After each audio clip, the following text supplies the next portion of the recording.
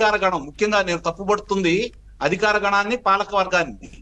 అధికార గణం గత 5 సంవత్సరాలు ఈ నీటి రంగాలు కావచ్చు, పిల్ల కాలువలు కావచ్చు, పంట కాలువలకు కావచ్చు, వాళ్ళు చేసినటువంటి నిర్లక్ష్యం అనేది మనం ఈ రోజు అనుభవిస్తా ఉన్నాం. ఇది గతంలో 2009లో 10 లక్షల చిల్లర పైన ఆ రోజు వరద ప్రవాహం వస్తే ఈ రోజు అది 11 లక్షలకు అందుకునేలాగా ఉంది, కనపడతానే ఉంది చాలా స్పష్టంగా కూడా.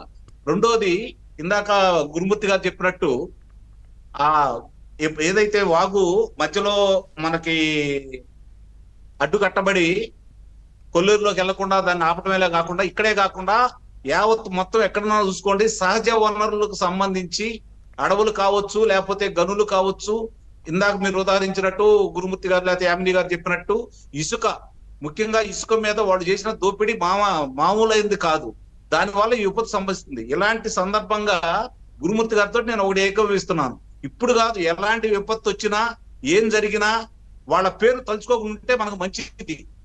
ఎందుకంటే ఈ రోజు వాళ్ళు చేసే వికృత క్రీడలు అలానే ఉంటాయి, వాళ్ళు అలానే మాట్లాడాలా. ఎందుకంటే వాళ్ళ ప్రజలు అసహించుకున్నారు, దూరం చేశారు.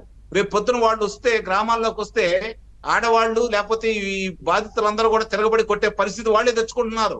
నిజంగా జరిగేది కూడా అదే.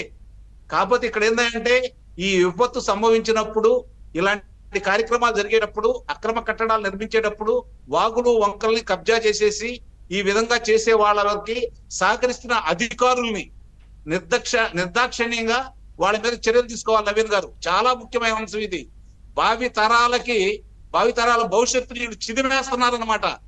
ఇలాంటి కార్యక్రమాలు చేస్తున్నందువల్ల వాళ్ళకి నిజంగా అంటే సార్, ఇప్పుడు మీరు విజువల్స్ లో చూస్తే, లేకపోతే అధికారాల యొక్క విజువల్స్ లో చూస్తే రావు గారు ముఖ్యమంత్రిగా భరోసానిచ్చే దాంట్లో భాగంగా రాత్రి సమయంలో కూడా పర్యటిస్తా ఉన్నారు.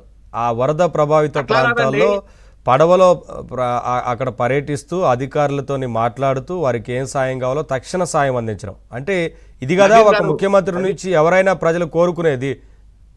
నవీన్ గారు దాంట్లోకి వస్తున్నా, గతంలో పరదాల మాటన 100 మంది పోలీసు మొత్తం పెద్ద ఎత్తున బలగాలతోని బయటకు వచ్చేవారు, కానీ బాధితులను కలిసేవారు కదా. ఆ రోజున కూడా బాధితుల దగ్గరకు వచ్చి నవ్వుతూ వెళ్తూ ఉండేవారు, పలకరింపులు కూడా అలా ఉండేవి. నవీన్ గారు, జగమెరిగిన బ్రాహ్మణునికి జింజమేళ. చంద్రబాబు నాయుడు గారి గురించి, ఆయనకి సంక్షోభం వస్తే దాంట్లోంచి సంపద ఎలా సృష్టించాలో తెలిసిన వ్యక్తి చంద్రబాబు నాయుడు గారు.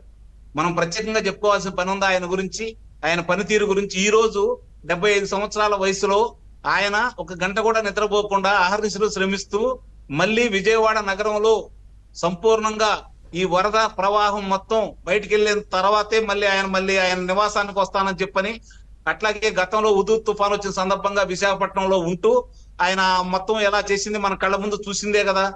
ఈ రోజు చంద్రబాబు నాయుడు గారు ఒక నిర్ణయం తీసుకున్నారు అంటే దీని మీద కూడా దృష్టి పెట్టాలని నేను దృష్టికి తీసుకొస్తున్నాను. అధికార ప్రతినిధులు కూడా ఉన్నారు కాబట్టి, అలాగే యామిని గారు కూడా ఉన్నారు కాబట్టి నేను ఇక్కడ దృష్టికి తీసుకొస్తున్న కారణం ఏంటంటే కొన్ని విషయాల్లో కఠినంగా ఉండాలి. ఇక్కడ ప్రకృతి మనకు సహకరించకపోయినా మన దగ్గర ఉన్నటువంటి వనరులను ఉపయోగించుకొని ఈ రోజు ప్రజలందరికీ అందుబాటులో ఉండటమే కాకుండా నిత్యావసర ధరలు విపరీతంగా పెరిగిపోతున్న ఈ రోజుల్లో కూడా ఆయన అందుబాటులో తీసుకురావడం కోసం చక్కని ప్రణాళిక తీసుకొచ్చేసి గతంలో వాళ్ళు చేసినటువంటి విధ్వంసానికి అన్నిటికీ ముగింపు పలుకుతూ ప్రజలకు ఏ విధంగా తీసుకురావాలో ఒక ప్రణాళికబద్ధంగా తీసుకెళ్తా ఉన్నారు. 3 నెలలు కాకతలకే వీళ్ళు విష ప్రచారాన్ని మొదలు పెడుతున్నారు అంటే వాళ్ళ యొక్క మనస్తత్వం అయితే వాళ్ళు అట్లానే ఉండాలని నేను కోరుకుంటున్నాను. ఎందుకంటే వాళ్ళు మళ్ళీ మనుషులుగా మారకూడదు. వాళ్ళు మనుషులుగా మారితే మళ్ళీ ప్రమాదం. ఎందుకంటే మళ్ళీ మనుషులుగా మారారని చెప్పి ఏదైనా సానుభూతి వస్తే వాళ్ళలోని జంతువులు బయటకు వస్తా ఉంటాయి, విష సర్పాలు బయటకు వస్తా ఉంటాయి. వాళ్ళు మాట్లాడితేనే అసహ్యం వేస్తా ఉంది. ఈ రోజు ఏం జరుగుతుంది చూసుకోకుండా రేపు పొద్దున రాజకీయాలు చేసుకోవడానికి సమయం ఉంది, ఆదుకోవాలి కదా.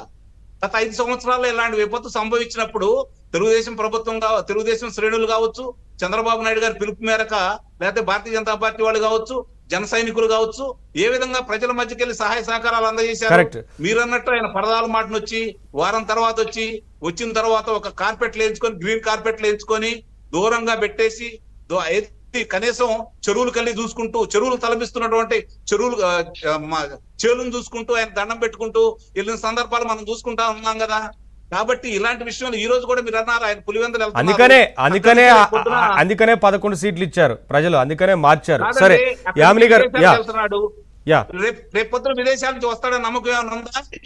యా యామిని గారు, అంటే ఎందుకు కేంద్ర అనుమతిస్తున్నారు? ప్రభుత్వం స్పందించింది, ప్రధానమంత్రి ఫోన్లో